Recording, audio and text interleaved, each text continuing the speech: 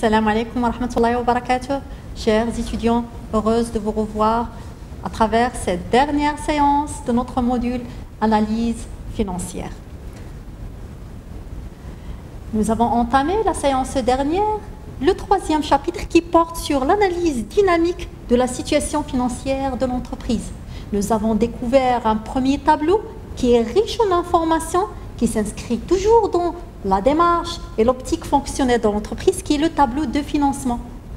Aujourd'hui, nous allons découvrir un autre tableau, qui est le tableau des flux des trésoreries et qui compte parmi les outils récents de l'analyse de la structure financière et de l'analyse spécifiquement de la trésorerie de l'entreprise. Comme je l'ai dit l'autre séance, donc la spécificité de cette analyse dynamique, c'est qu'elle concilie entre solvabilité et entre rentabilité. En fait, on peut voir les deux objectifs à travers l'analyse de la trésorerie. Donc, on suppose qu'une entreprise qui est rentable sur le plan de son activité, de son exploitation, elle peut aussi générer des ressources et être solvable et respecter ses échéances lorsqu'elle doit rembourser ses dettes. Donc, le tableau de flux de trésorerie s'inscrit dans la même démarche et il nous permet d'analyser la provenance des flux nets de trésorerie de l'entreprise et sa variation d'une année à l'autre en mettant l'accent sur les opérations qui ont généré les ressources et sur les opérations qui ont consommé la trésorerie. Donc, en quelque sorte, avec les tableaux de flux de trésorerie, nous allons abandonner le concept du fonds de roulement. Donc, on ne va plus utiliser ou bien voir la trésorerie comme une simple résultante de ce qui se passe dans le haut du bilan, mais nous allons voir directement quelles sont les opérations qui affectent directement la trésorerie. Donc, on va pas parler de fonds de roulement à travers ce deuxième tableau qui est le tableau de flux de trésorerie. Ces tableaux de flux, ils dissocient l'analyse des flux en les rattachant à leur cycle d'appartenance. Donc, on va parler des flux d'exploitation, on va parler des flux d'investissement et nous avons parlé de flux de financement comme auparavant, mais on va les voir d'une manière qui est un petit peu différente, qui est plus récente et encore plus dynamique. Donc, les tableaux de flux de trésorerie vont nous permettre de déterminer la variation de la trésorerie qui est générée par les opérations de l'entreprise. Donc, toujours on raisonne en termes de variation de flux, et non pas en termes de stock. On a abandonné ceci au niveau de ce 3e chapitre. Les tableaux de flux vont nous permettre de diagnostiquer la santé financière de l'entreprise, de comprendre comment l'entreprise génère la trésorerie et comment elle la consomme, comment elle l'utilise. Et juger si c'est une bonne manière, ce sont de bonnes ressources ou pas, ce sont de bons emplois ou pas. D'identifier la stratégie de l'entreprise, croissance interne ou externe, et son impact sur l'avenir. Évaluer la capacité de l'entreprise à financer ses investissements et à supporter ses coûts et ses engagements, c'est en quelque sorte concilier ou bien déterminer ou bien se prononcer sur la solvabilité. Donc, les tableaux de flux de trésorerie, ils ont l'avantage de pouvoir nous donner une idée sur l'impact à venir de la trésorerie de l'entreprise, de pouvoir nous aider à élaborer par la suite, comme je l'ai déjà dit au niveau de l'introduction de ce chapitre, pour élaborer le budget de trésorerie futur. Donc, les tableaux de flux de trésorerie, couramment appelés les TFT, distinguent 3 sortes de flux: les flux relatifs à l'exploitation, les flux relatifs à l'investissement et les flux relatifs au financement. Donc, ils comportent donc 3 parties. Donc, ils dégagent un solde pour chacune des parties ou bien chaque cycle prédéterminé. Donc, le flux de trésorerie, c'est l'équivalent en français de ce qu'on appelle les cash flows. Et il désigne une mesure de performance financière qui indique les montants d'argent liquide encaissés ou dépensés par une entreprise durant une période d'année. Donc, l'analyse des flux de trésorerie permet ainsi d'évaluer l'état d'une entreprise. Est-ce qu'il est en bon état financier ou bien en risque, et à identifier les problèmes qui sont liés à la rentabilité. Pour élaborer les tableaux de flux de trésorerie, il est nécessaire de disposer de certains documents. Nous avons besoin du compte des résultats pour calculer la capacité d'autofinancement. Nous avons besoin du bilan et des annexes comptables, comme le tableau des immobilisations par exemple.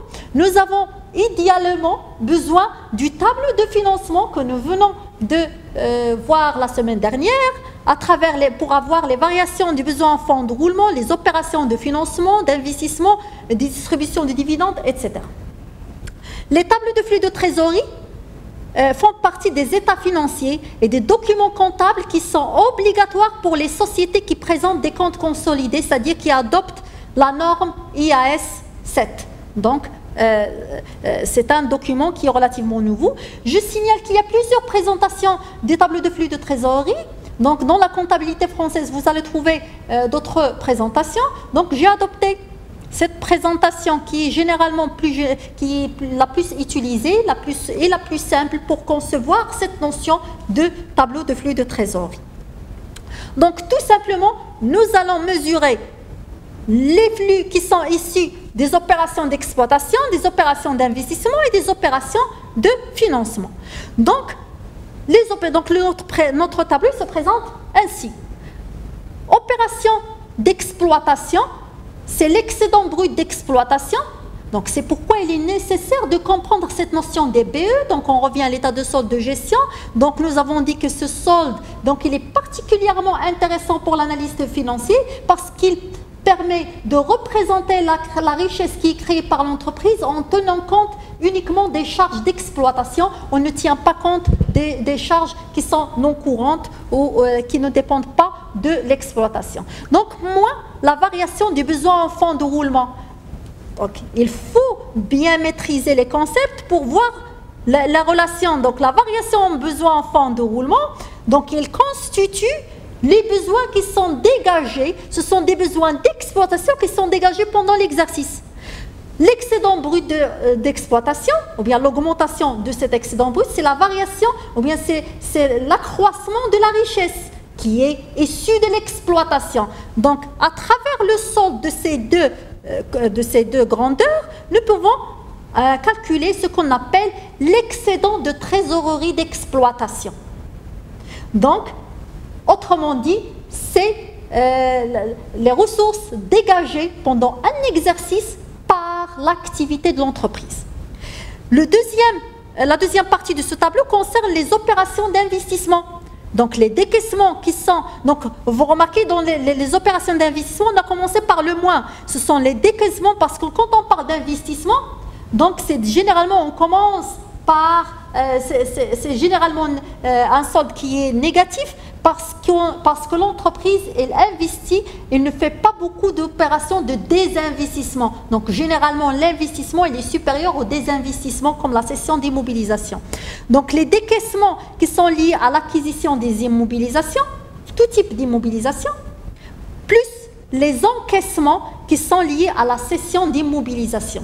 Donc, ça va nous donner la deuxième grandeur de ce tableau qui est les flux nets de trésorerie qui sont liés à l'investissement, FNTI.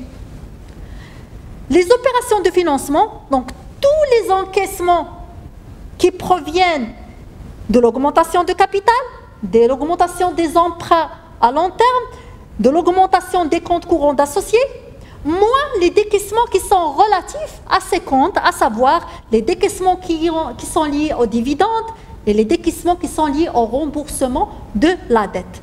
Donc, ça va nous donner le flux net de trésorerie lié au financement FNTF.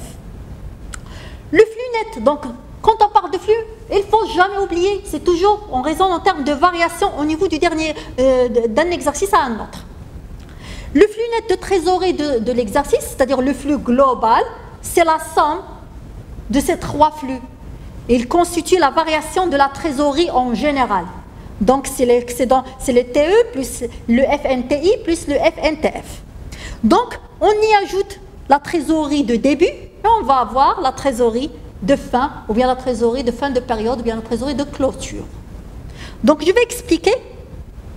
Donc, les TE, l'excédent, la première grandeur qui est l'excédent de trésorerie d'exploitation signifie ou bien exprime le flux de trésorerie qui est dégagé par l'exploitation.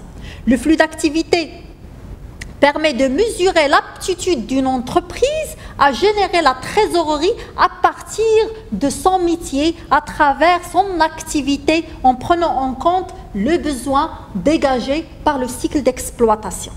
Donc normalement, ce dernier doit être positif, parce que s'il est négatif, ça veut dire que l'activité de l'entreprise ne génère pas de ressources, ça veut dire que l'entreprise n'est même pas capable de gérer ses charges et ses produits d'exploitation, que les charges sont supérieures aux produits. Donc, normalement, ce dernier doit être positif, et il est utilisé pour rembourser les emprunts, pour payer les intérêts, les acomptes de l'impôt, les dividendes et pour financer les investissements. C'est en fait le flux de trésorerie, c'est la liquidité générée par l'entreprise au niveau d'un exercice et qui provient directement de son exploitation. Donc lorsqu'il est positif, on doit chercher, ou bien l'analyste financier, et il doit chercher quelles sont les utilisations. Est-ce qu'il est bien utilisé pour une stratégie de croissance, pour employer, pour rembourser des emprunts, donc comment elle est utilisée, ce flux de trésorerie. Un net qui est négatif signifie que l'activité engendre une trésorerie qui est négative, donc il faut chercher la cause. Donc, ça veut dire qu'il y a des charges qui pèsent lourd, qui sont très importantes et qui alourdissent et qui rendent ce flux négatif. Donc il faut chercher quelles sont ces charges qui sont liées à l'exploitation et qui ne sont pas bien gérées. Donc quand on parle de charges, on parle aussi de besoins. Donc soit les charges d'exploitation, soit donc aussi le besoin en fonds de roulement. Un net qui est négatif, il va conduire à remettre en cause l'exploitation. La raison même d'être de l'entreprise est remise en cause. Vous êtes là pour produire le produit A, le commercialiser, vous n'arrivez pas à le produire, à maîtriser les charges, à les dépasser par un excédent de produits. Donc pourquoi l'entreprise, elle va continuer. Donc c'est une remise en cause de l'exploitation, de l'activité et de la politique de l'entreprise. L'évolution de ces flux dépendent, ou bien des flux de trésorerie, dépendent enfin de trois éléments. C'est important pour l'analyste financier de le connaître. Donc, le taux de croissance du chiffre d'affaires, parce que c'est la première source de produits générés par l'entreprise. Donc, s'il est négatif, il faut revenir pour voir ce chiffre d'affaires, est-ce qu'il a connu une augmentation ou bien une diminution. Il dépend aussi de l'importance des marges opérationnelles réalisées. Donc, toutes les marges qui sont avant les BE, donc les marges qui sont issues de l'état de solde de gestion, la production de l'exercice, la consommation de l'exercice, il faut les revoir. Le décalage du besoin en fonds de roulement, donc les décalages qui sont issus, donc les délais fournisseurs qui sont courts, les délais clients qui sont lents, la rotation du stock qui est lourde, tout ça, ça pèse négativement sur ces flux de trésorerie qui sont liés à l'exploitation. Donc, en ce qui concerne le deuxième flux, qui est le flux net de trésorerie lié à l'investissement.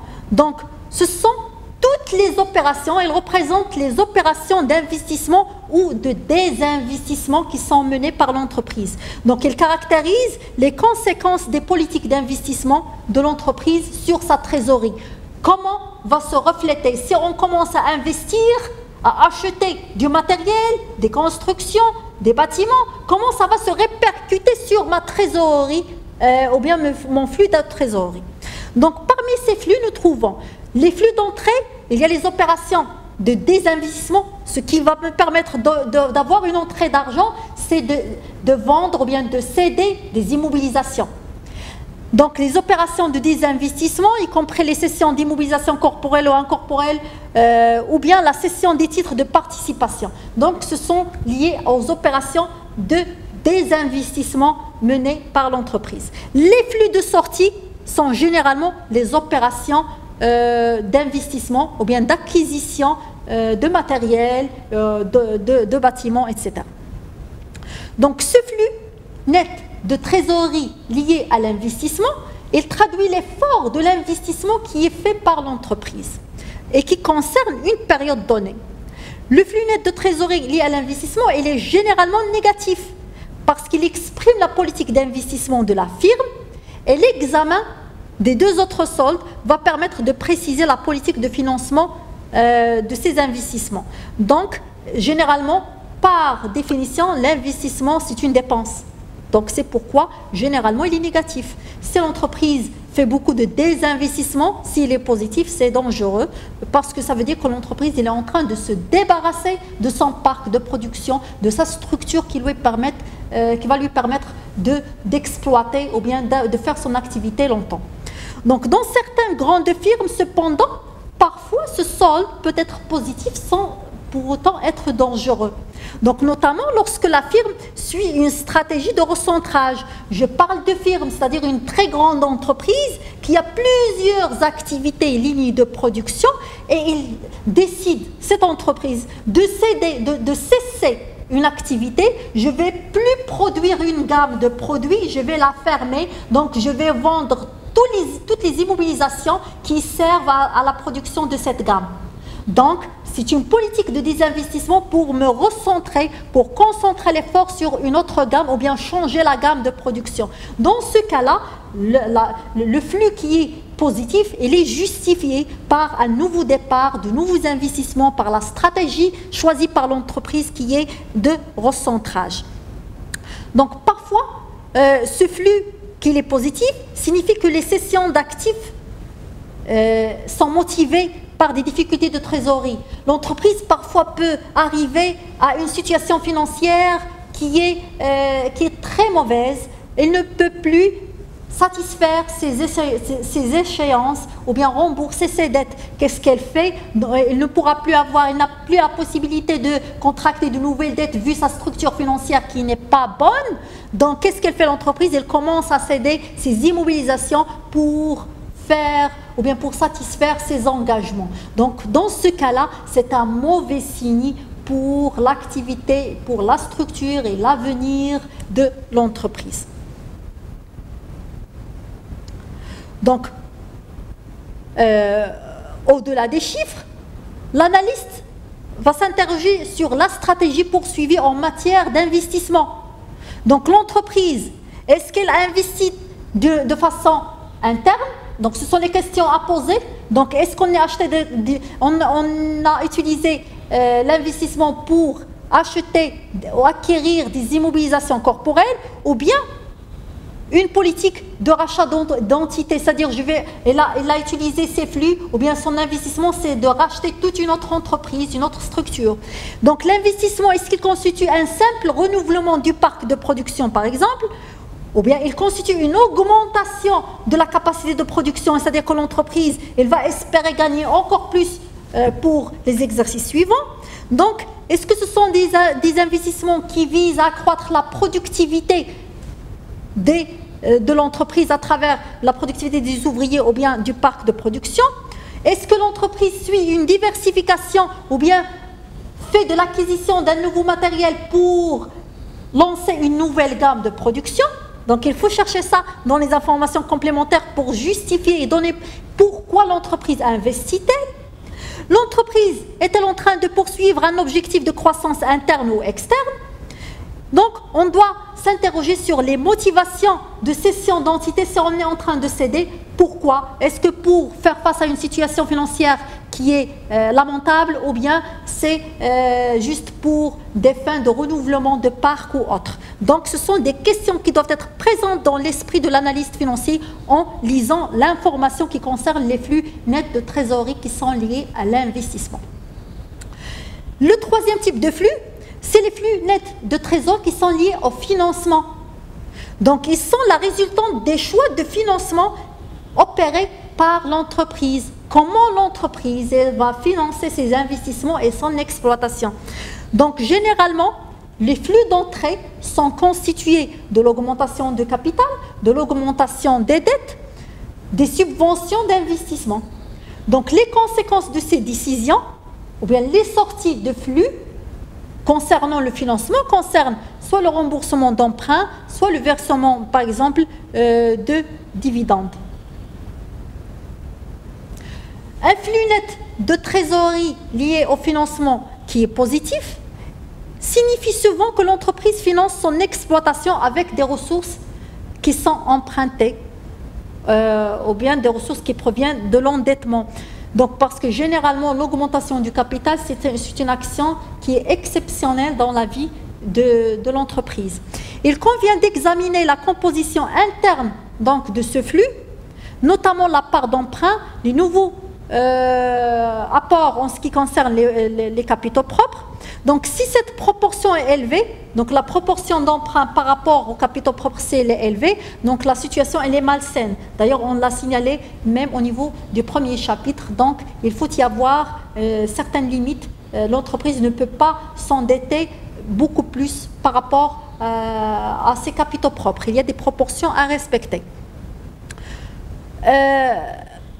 Lorsque ce flux est négatif, ceci traduit une stratégie de désendettement, c'est-à-dire que l'entreprise est en train de rembourser ses emprunts, elle est en train de rembourser ses dettes. Donc, un fonds de trésorerie relatif au financement qui est positif constitue une situation normale dans les entreprises qui sont en croissance.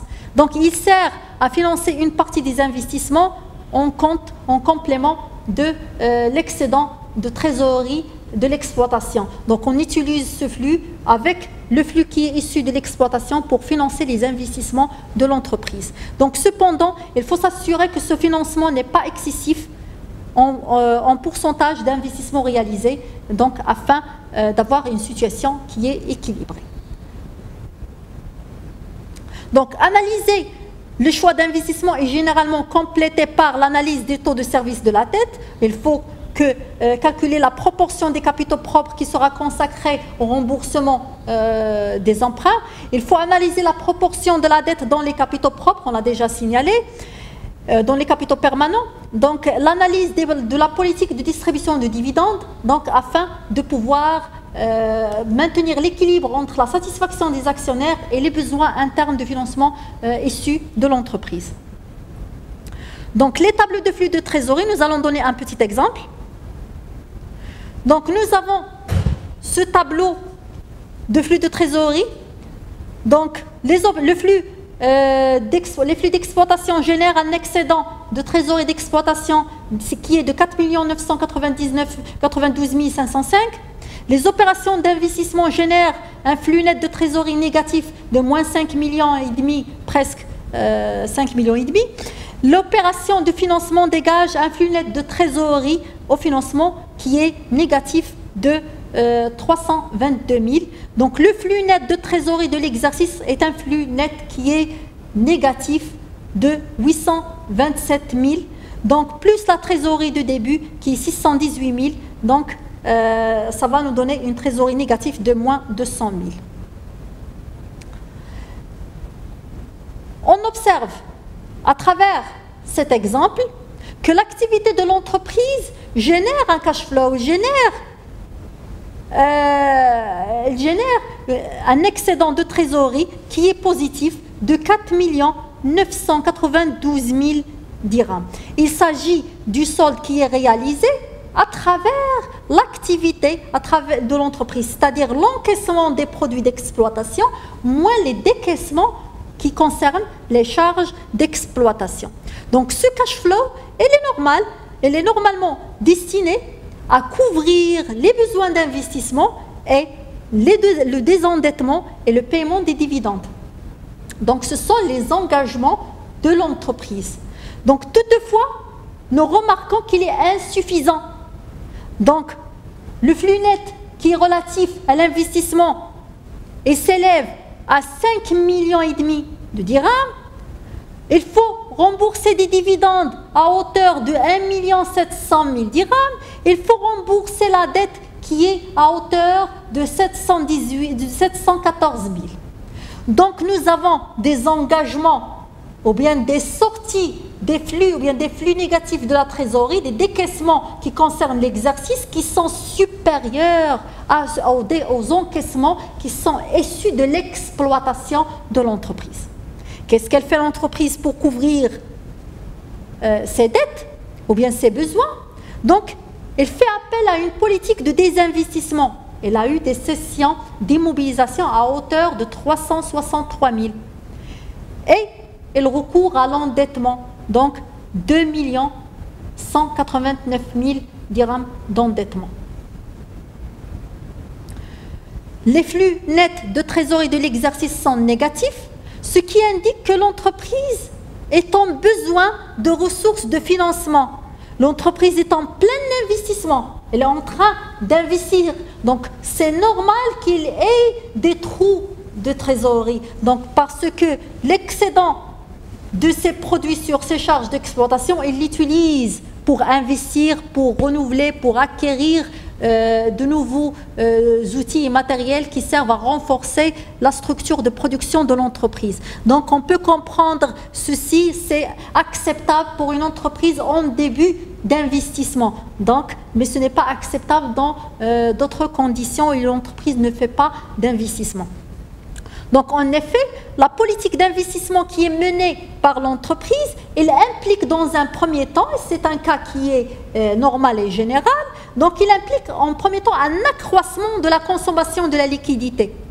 Donc par la suite, on va générer des liquidités pendant les exercices suivants. C'est l'essence même de l'investissement. Donc il faut d'abord investir, dépenser beaucoup d'argent pendant les premiers exercices pour garantir des rentrées d'argent pour plusieurs d'autres exercices qui vont suivre.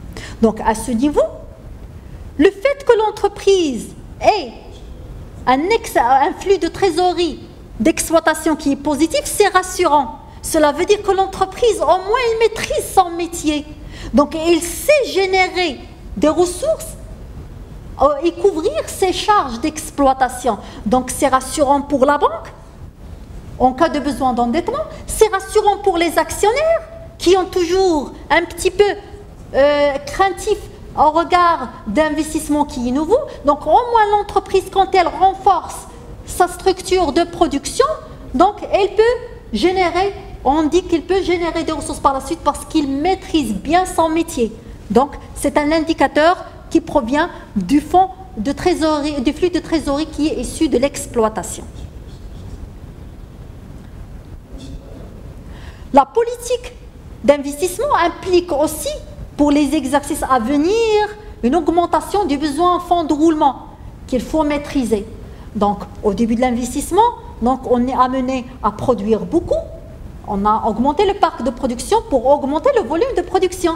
On va augmenter le volume de production, on va augmenter les stocks, nous allons avoir plus de créances. Donc, on va s'attendre, il faut s'attendre après l'investissement à avoir un BFR qui va augmenter. Donc, en ce qui concerne, l'entreprise doit être vigilante sur ce point-là pour bien le maîtriser. En ce qui concerne la politique de financement, l'entreprise doit se rassurer que la proportion des dettes par rapport à ses capitaux propres pour s'assurer que cette proportion est dans les normes, c'est-à-dire qu'elle n'est pas trop endettée, qu'elle n'est pas trop dépendante de la banque. Comme ça, elle va avoir toujours une marge de sécurité. Quand il aura besoin de s'endetter à nouveau, il va avoir la capacité pour le faire. Donc, ça lui garantit un minimum d'indépendance financière également. Il faut noter aussi que l'augmentation de la dette de financement donne lieu à une augmentation des décaissements par la suite.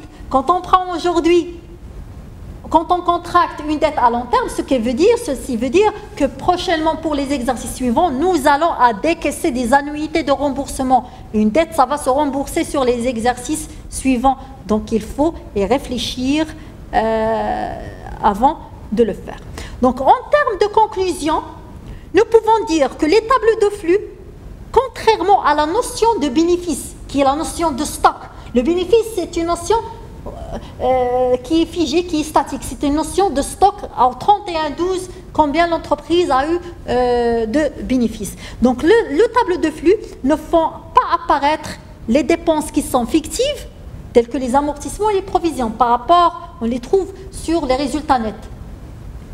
Le flux de trésorerie reflète ainsi des gains qui sont effectifs, qui sont réels, et il dégage aussi, il nous donne une idée sur la solidité financière d'une entreprise. Donc il nous indique combien d'argent une entreprise a réellement encaissé et gagné par rapport aux charges qu'elle a décaissées dans une période donnée.